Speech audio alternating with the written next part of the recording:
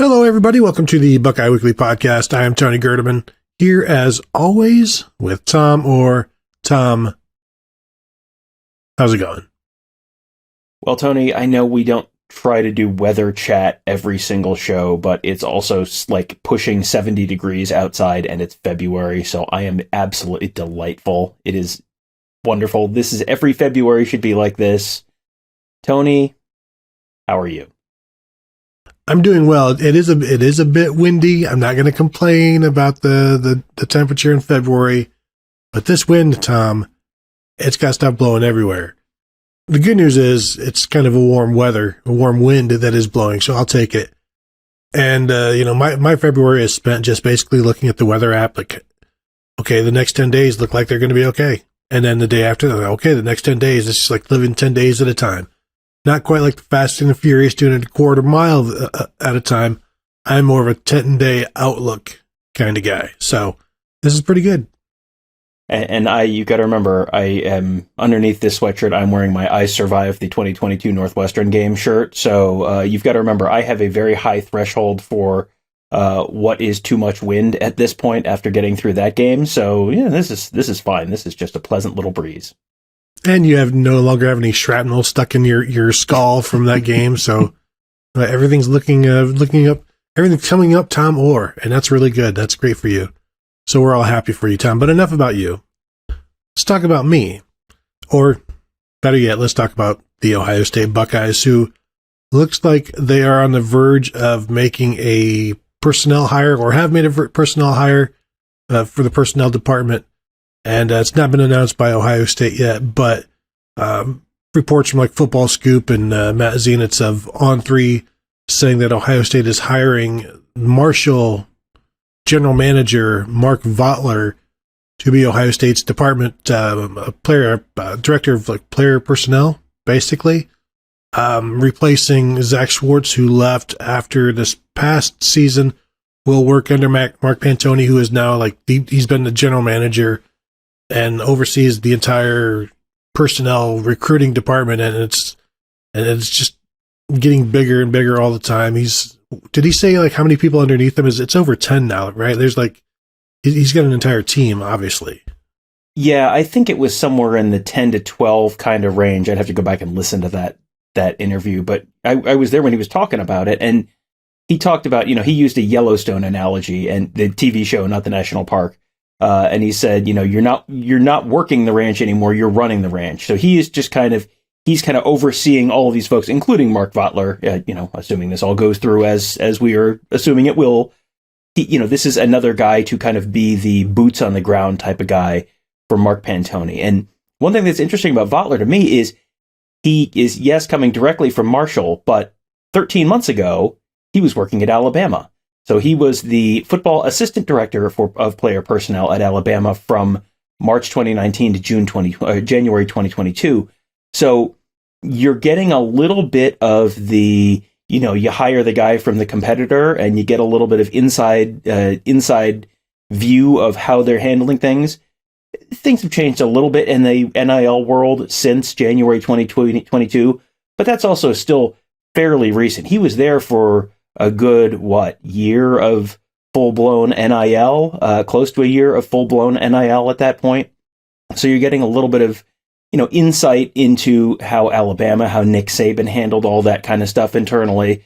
So that's, that's probably some really good, just sort of, fresh eyes, new perspective kind of thing for Mark Pantoni to be bringing into his department, as, everyone is still obviously just trying to figure all this stuff out. And Alabama is one of those schools that I think people point to and say they've figured it out. So, okay, hire a guy who has those ties, who has kind of done that firsthand at Alabama, and you're maybe kind of cutting the line a little bit in terms of, figuring out how they're handling it and what are they doing differently than Ohio State and all of that. Yeah, I think it was at Alabama for like the last 3 years before moving to Marshall.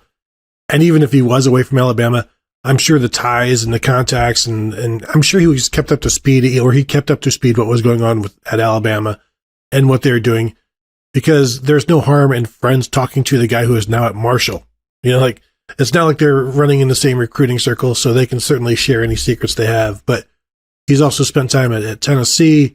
He's been around, and just from having one NFL person already reach out to me, called him a great dude. Said these guys all have relationships with. It's interesting because this is a guy, recruiting department guy, who has relationships in the NFL, relationships in high school, kind of bridges all kinds of gaps there, and steps into a role at Ohio State now where they're getting ready to do more and more with the NIL and things like that in the recruiting department. So I guess it's a position filled, and it's filled by a guy that a lot of people have high expectations and have said really good things about over the years. And so, seems like Ryan Day finally got I think they're almost done now with hires and everything all around the program. But now Pantoni gets that guy, and now what is next? Who knows? Because this thing is constantly evolving. Yeah, and they've brought in a couple sort of assistant position coaches. So I hired an assistant defensive backs coach from Michigan State this week. So they're starting to fill some of those sort of, not on-field assistant jobs that, most fans or most serious fans kind of could name the 10 on-field assistants. You really got to get kind of into the minutia to be able to name the, when Coy McFarland left after last season, I don't know what percentage of Ohio State fans could really have identified Coy McFarland out of a lineup or, told you what he did last season. But, those are very important positions, those sort of support positions, because, there are weeks when the coaching staff is on the road, for example, all recruiting. And those are guys who are going to be sort of running the show while those guys are gone. And they're going to be doing a lot of work in those meeting rooms and all that kind of stuff. So, yeah, those are very important positions that probably don't get as much attention as they really should in terms of how important they really are in terms of the program. You mentioned Coy McFarland. His replacement, James Laurinaitis, leads us into what this episode was scheduled to be, and that is a spring preview of the linebackers as we continue our spring preview podcast episodes leading into spring, which is now 3 weeks away yesterday, or Tuesday, thereabouts. So it's getting close. It's rapidly approaching. And so let's discuss the linebackers. James Laurinaitis, I mentioned, the graduate assistant. When we talked to him, I don't know how many people even noticed Coy McFarland left. There were people asking questions of James Laurinaitis, reporters and media, that weren't even aware, like Coy McFarland was the linebackers coach last year and the impact that he had and the role that he had. And so the questions to James Laurinaitis are like, well, you want this role, but Jim Knowles is a linebackers coach this year. And, are you really going to be able to do anything? So there are some people surprised to find out just how much coaching the graduate assistant linebacker coach will be doing. And so this spring, he's got 5 healthy linebackers to work with in CJ Hicks, Steele Chambers, Reid Carrico, Cody Simon, and Gabe Powers in terms of scholarship numbers. Tommy Eichenberg is out. Mitchell Melton lives in that world of linebacker, defensive end, Jack. He's out. Court Williams, safety / linebacker, is out. Harvell Reese, their lone linebacker signee, is a summer enrollee. So you got 5 guys. This is going to be an opportunity for James Laurinaitis to really get his hands on everybody, because there's just almost nobody there. And yeah, sure, it's just a 2 linebacker defense, but it's not always a 2 linebacker defense. And 5 is just a low number. It's a very low number, but it feels like this is a little bit like the wide receiver conversation we had. I think that was last week, where, okay, Emeka Ibuka's out. Okay, Julian Fleming's out. But, and how much is Marvin Harrison really going to play? Well, in this case, it's Tommy Eichenberg's out. Steele Chambers, how much is he really going to play? And then that means there's going to be a lot of opportunities this spring for the young guys who have not played a whole heck of a lot or played at all on defense in some cases, to maybe get a chance to take that next step and seize the opportunity to, potentially earn a bigger role on the team this fall. And we'll see Cody Simon. Where does he fall in that mix? Because he's been around long enough that he's probably, he's gotten enough reps that they probably feel like he's got a decent grasp on the defense, but he felt like he had maybe was ahead of Tommy Eichenberg for quite a while, and then Tommy Eichenberg kind of passed him again, and injuries obviously played a pretty significant role in that. So can Cody Simon earn a spot in the rotation, or maybe steal someone's spot this year? We'll see, but it's a big spring for him. But for the younger guys, man, this is on a platter for you.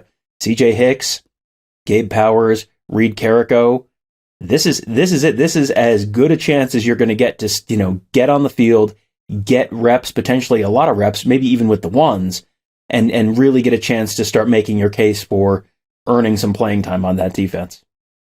Yeah, I mean, those 5, there's not necessarily a bunch of need for Steele Chambers.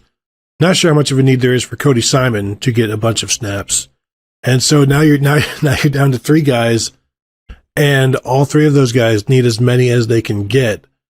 But you mentioned Cody Simon. Where would he be right now if he hadn't gotten hurt in 2021? If he had no shoulder problems and stayed healthy that entire season, is he now the second team All-American? Is he now the 2-year starter for the Buckeyes? And is Tommy Eichenberg the guy heading into his 5th year trying to figure out, what exactly his role is? And we haven't really spent much time talking about Cody Simon because Tommy Eichenberg has been so good this past year. But where would things be right now if Cody Simon never had an injured shoulder? Because then I think we probably wouldn't even be talking about Tommy Eichenberg. He may already be gone if he had never gotten involved in 2021, because his first 2 seasons he wasn't involved at all. And so that 3rd season as a redshirt sophomore, Cody Simon is just banged up and allows Tommy Eichenberg to get out on the field. Because if that doesn't happen, I don't know how much of an opportunity Eichenberg would have gotten. Now, is that revisionist? Were they splitting? How much were they splitting when Cody Simon was kind of healthy? Yeah, I would have to go back and look at the snap counts from that season. But I mean, in my mind, I'm remembering Cody Simon kind of being ahead, and they were rotating, so it wasn't like Tommy Eichenberg was getting 0 snaps on defense. But it felt for a decent chunk of that season, at least as I'm remembering it, as if Cody Simon was kind of ahead of Tommy Eichenberg, but he just couldn't stay healthy, and then Tommy Eichenberg sort of took the job and ran with it, and Cody Simon kind of got Wally pipped a little bit. You have seen that happen. You have seen that happen with Ohio State quarterbacks in the past, where Joe Burrow breaks his hand in fall camp, and so Dwayne Haskins is the number 2 guy in 2017, and then goes into 2018 as having a little bit of an edge. And I think at the time it felt like Joe Burrow was maybe ahead of Dwayne Haskins in that fall camp in 2017, but you break your hand, you lose your spot, and sometimes there are other good guys, and when the next man steps up, he doesn't always give that job back to you after you're healthy. So yeah, I think there's absolutely a way that Cody Simon gets that job, keeps that job, and Tommy Eichenberg, maybe he gets impatient and heads somewhere else. He had plenty of other good offers. He was committed to Boston College, I believe, before Ohio State. So obviously that would have been an option to go play for Jeff Hafley, but his brother played at Notre Dame. Could he have gotten a spot at Notre Dame in the 2021, 2022 offseason? Yeah, maybe. I mean, if he was in the market. So yeah, there's a lot of really, really interesting kind of what ifs there. But now it's okay. Can Cody Simon kind of flip the script there? And with Tommy Eichenberg out, and how much is Steele Chambers going to play? Can Cody Simon get back kind of towards the top of that heap? And that is at least a possibility this spring. And we'll see. If he stays healthy, he will have the opportunity to maybe do that. So I'm looking at the start chart from 2021 and the snap counts. Tommy Eichenberg started the first 3 games at middle linebacker, and then it was Cody Simon the rest of the year until the Rose Bowl. And the first 2, here's the first snap counts from the first game. Eichenberg 49, Simon 37. Second game, Eichenberg 38, Simon 35.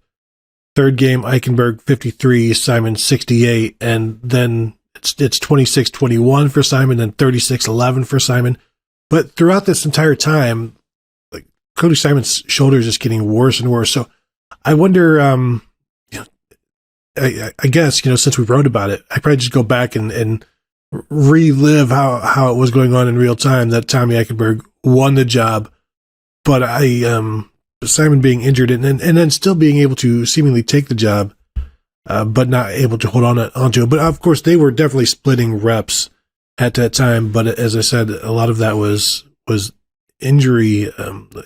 It was with Simon having a bad shoulder. Simon did start at one of the linebacker spots, the other linebacker spot against Tulsa in week 3, instead of Taraji Mitchell, who then, Taraji Mitchell had 8 starts that season. That's a lot. But today's a new day. So yeah, just an interesting thought exercise about Cody Simon and the way things have gone. And really props to him for sticking around, because he found out that Tommy Eichenberg's not going anywhere. This would be, if you want to go somewhere and start, it's probably not going to be here, but he stuck it out. And I don't know if, again, we're not pushing anybody out. I don't know if this is a graduation thing where you graduate in the spring and then you decide what you're going to do. But I don't know how many snaps there are for him this season. But again, it goes back to Knowles. If these guys deserve snaps, you got to find them somewhere. Yeah, and and they typically have, and that there are always opportunities that will creep up. Someone will get hurt. Someone will, this is all stuff that happens, and this is the realities of football. And there is a reason that next man up has become a cliche, and it's because you hear about it all the time, and that's because guys get hurt a bunch, and you need quality depth. And Cody Simon is at bare minimum quality depth, and now this spring he has the opportunity to potentially show that he can be even more than that. So it'll be he's I'm going to cheat here and say that the next question you have on there is who stands to gain the most this spring, or who has the most on the line this spring. I think Cody Simon is maybe the one, at least one very good answer to that question. So yeah, it'll be interesting, but he's someone who you have seen play at a high enough level over the years that it feels like there should be a role for him somewhere on that team, whether it's as a rotational guy, 20, 30 snaps a game maybe, or, maybe even something more than that. Tommy Eichenberg was not necessarily breaking down towards the end of the season. He wasn't, but he was injured, and maybe there's more rotation there. He stays healthier throughout the entire season. And so maybe you can do that with Cody Simon. I agree. Not having Tommy Eichenberg there, he immediately becomes your number one Mike. He is like the leader of the defense at that point. I don't know how, but again, I don't know how many snaps he needs. He's is this his 5th year? Yes, he was I remember talking to him at the Fiesta Bowl, the Clemson Fiesta Bowl in 2019. So 19, okay. 20, 21, 22, 23. Yeah, this is his 5th year. Mitchell Melton as well. So yeah, so this is his 5th year, and I'm sure he's seen it all, but this is just still year 2. This is just a second spring with Jim Knowles' defense, and they're going to want to do some more. So I'm not sure how much he's going to be limited, but you also want to get Gabe Powers, Reid Carrico, CJ Hicks as many reps as possible. And let's start with Reid Carrico, because he's been a guy who has, when they would break out a Sam linebacker in practice, he'd be somewhere in the mix, behind Pala'i and Teote or somebody like that. And maybe they do that again this year, but he needs to make a mark somewhere else in there. However, Tom, I went and looked. He's played so this is his 3rd year. And Tommy Eichenberg didn't really break out until his 3rd year, which was 2021. Before that, in his first 2 seasons, Tommy Eichenberg played in 5 games with 11 snaps on defense. Over Reid Carrico's first 2 years, he's played in 12 games with 19 snaps on defense. So it's like he's ahead of Tommy Eichenberg's trajectory in terms of in that number. But there's right now no depth chart availability like there was for Tommy Eichenberg for him. So it's going to be a tough sledding in terms of finding playing time. But this spring, he's going to have an opportunity. I'm sure he's going to be playing everywhere, all of the linebacker spots, because as interchangeable as they want the Mike and Will to be, especially if you want to find room for CJ Hicks in this defense, you're going to have to be able to switch these guys around. I'm interested to see what Reid Carrico can do. How much time with the ones is he getting? Because I don't know that we've ever seen him at Mike. Generally, it's been Will or Sam. And there's not enough Sam in this defense to necessarily, because you're going to be competing with Sonny Styles, Josh Proctor, that sort of thing, I think, as much as you are with another linebacker or even the nickel. But CJ Hicks and Reid Carrico, to me, I guess they're going to be competing to be that number 2 Will behind Steele Chambers. And that's a tough ask for Reid Carrico, because CJ Hicks is one of these guys to me, like if he's even, he's leaving. Like it's hard to keep up with him because he can always do a little bit more. So this is a huge spring, basically, is what I'm saying, Tom, for Reid Carrico. Yeah, he sort of fits the mold of the guy who we enter the spring looking at and saying, this is a big spring for ... And it's the guy who's been there a couple of years now, and now it's, maybe some things have thinned out on the depth chart. Not because guys left in this case, but just because guys are not around. So this is this is sort of your opportunity to shine and earn that playing time, earn that spot in the rotation, whatever it is. And this is, CJ Hicks, if he's even, is leaving. Part of that, I think, is if a guy is a year behind you and you and he are even, well, then he has potentially, he has gotten to that point in less time than it took you to get to that point. So that may be one of the things that plays into if he's even, he's leaving. And the other thing is, just in terms of pure athleticism, CJ Hicks as a 5-star guy, Sonny Styles as a 5-star guy, those are guys who maybe have a little bit higher of a ceiling in terms of just athleticism and that kind of stuff. So you're gonna have to come up with ways to be ahead of them in other areas. If you're not running the same 40 time or the same cone drill shuttle time, whatever, you've got to be excel in other areas. So yeah, this is definitely a big spring for Reid Carrico, and he's someone who, he came in as, I think, a 4-star, top 200 kind of player, top 150 kind of player. So he's got a pretty decent athletic pedigree as well. So yeah, he's just someone who you haven't seen really on the field. So you don't really know, I've seen him on special teams a bunch, but on defense, you really haven't seen a whole heck of a lot of them. So you don't really have a baseline expectation there. So, this is, the comparison that you made earlier to Tommy Eichenberg snaps is funny because it's like looking at Michael Thomas's catches through 2 seasons, and he had 2 catches for 11 yards or whatever it was, and it's like, wow, this guy's already ahead of Michael Thomas's production on his career. There's a lot of people who have been ahead of Michael Thomas's production on their career who did not end up having Michael Thomas's career final numbers and postgraduate numbers, but this is also a pretty good case study in don't make a judgment too soon about a guy. Don't write a guy off too early, because we've seen lots of examples of guys who it takes a couple of years and then they really become an impact player. Not everyone is a day one starter like J.K. Dobbins or Michael Jordan or Orlando Pace or whoever. Sometimes it takes a little while, but the guys who get there eventually. You don't remember the years that they didn't play. You just remember the big years that they had on the backside of their career. Yeah, and I'm interested to watch him play. I'm looking forward to watching Reid Carrico play. And even like Tommy Eichenberg, your first year as a starter is not necessarily how you're going to be playing the rest of your career. And now he's on the verge of being the first team All-American middle linebacker at Ohio State since James Laurinaitis in 2008. So you don't let one season define you, or don't let your first couple of seasons define you, because to make judgments based on that it's premature, because there's still 60% of your career to go at this point with Reid Carrico. Gabe Powers, Reid Carrico, CJ Hicks.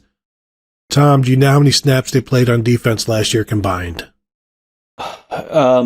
Is the answer like 30, or is the answer 0?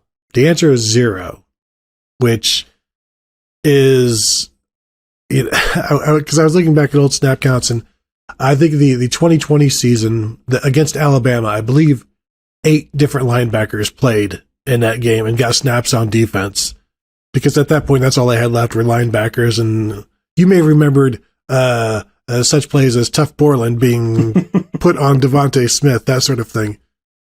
And so you go from that to now this, where you've got some linebackers, but they're not seeing the field defensively. So all 3 of these guys, they're going to be busier than they've ever been this spring. And I assume Gabe Powers is still a Mike. I am interested to see if there's a situation where can CJ Hicks play that? Can he and Steele Chambers play together? And does that mean Steele Chambers is Mike? Because I just wonder. I know theoretically yes, technically probably yes, but is this something that Jim Knowles or James Laurinaitis will want to do, putting those two together? Because those two in the spring, it seems like they could do some running around, and it would be a way to find out if either of those guys can handle playing middle linebacker, assuming you can really know that in the spring. Like, you probably know he can call the defense, he can understand that. More so than, yes, he can handle the brunt of the position. Yeah, and I think it's reasonable to think, we talked on, I think, the last show about the first spring practice and what we'll see at the first spring practice. And a lot of times that's, hey, look at all these guys, they're running out there at Mike. That's interesting. I wonder if they're going to stick there. And then by practice 3, it's like, oh, only 2 of those guys are still at Mike. Interesting. Okay, I think they were just trying something and figured out that nope, the answer was no. So yeah, I'm sure they're going to try all of those guys there. And this goes back to, with the other guys out, with some of with some of those first team reps open at various spots, this is an opportunity. And spring is a, basically functionally consequence-free opportunity to try a bunch of stuff. And that's typically how they treat the first couple days of spring, where before the guys go on spring break, they'll just try a bunch of stuff. So I am fully expecting to see Reid Carrico working at Mike and or Will, and Gabe Powers working at Mike and or Will, and CJ Hicks. Are you going to try CJ Hicks and Sonny Styles together at linebacker or something? I mean, all that stuff, you're going to try it all, because if it works, great. And if it doesn't, well, what does it cost you? It's cost you the first couple days of spring, where it's mostly about the true freshmen figuring out where to go and how to, how these practices actually run and all that kind of stuff, and just trying some stuff. And, and then when they come back from spring break, then if stuff has not worked, they'll just go back to where they were before. And it's really, you haven't, nothing ventured, nothing gained. So I am fully expecting to see lots of these guys at different spots. But what'll be really interesting is, when we're back in there for practice 7 or practice 9 or whatever it is of the spring, then where do things stand, and who's repping where? Because that's where you start to get a sense for, okay, they're not just kind of like throwing stuff against the wall to see what sticks. Now they're really maybe trying, really seriously thinking about doing something, doing whatever they're doing at that moment. It's also always interesting to get like the first real spring roster to see like who has grown, who has put on weight. I remember when Gabe Powers came in, he was listed at 6'3", 215. He is now listed at 6'4", 228. And when I talked to Jim Knowles, when we talked to him last, and I asked about, can a linebacker play that jack role, and he's like, I don't really see it coming from there. I was asking in reference to CJ Hicks, but Gabe Powers, who has always been viewed in recruiting as he's eventually going to be a defensive end. He's going to grow into it.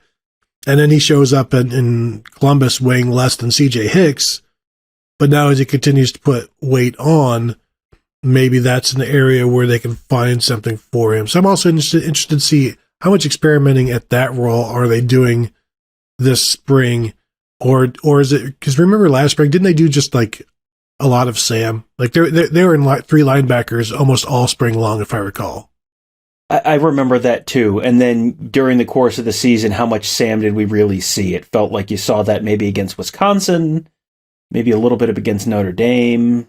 Did we see it against Michigan? Maybe a little against Michigan, but no, I don't remember seeing a lot of like Pala'i and Ote against Michigan, for example. So yeah, some of this is also just Jim Knowles kind of messing around and figuring out what he has personnel wise and what you're gonna show against various teams you're gonna play this year, because you can't just have like you're not playing base all year. So they're gonna sort of install a bunch of different stuff.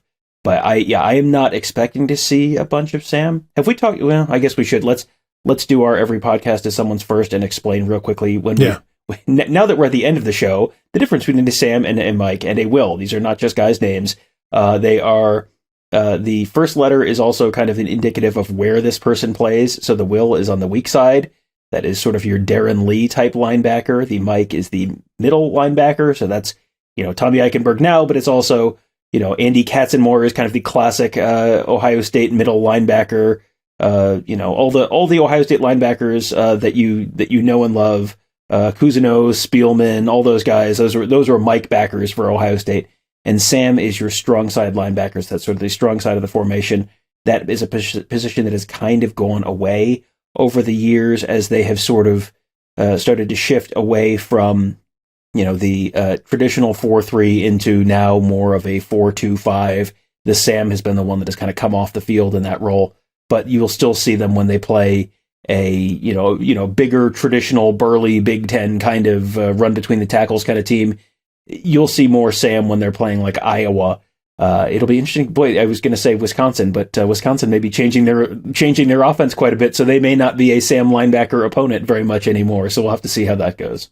Well, and really, the Iowa offense, with now the stringent demands on Brian Ferentz to have a scoring, this extreme high up tempo offensive, these demands that they're putting on Iowa now, I don't even know if they're going to be back to that slow running style of football. They're going to need, they're going to get their 17 points somehow, and I don't think it's going to come from the ground, Tom. They're going to be spreading people out, throwing it all over the place, hoping to get at least 10 offensive points and maybe a defensive point somewhere, a defensive score somewhere else. So I think we're going to see some fireworks coming from Iowa, and you can't just go with a 4-3 against those guys anymore.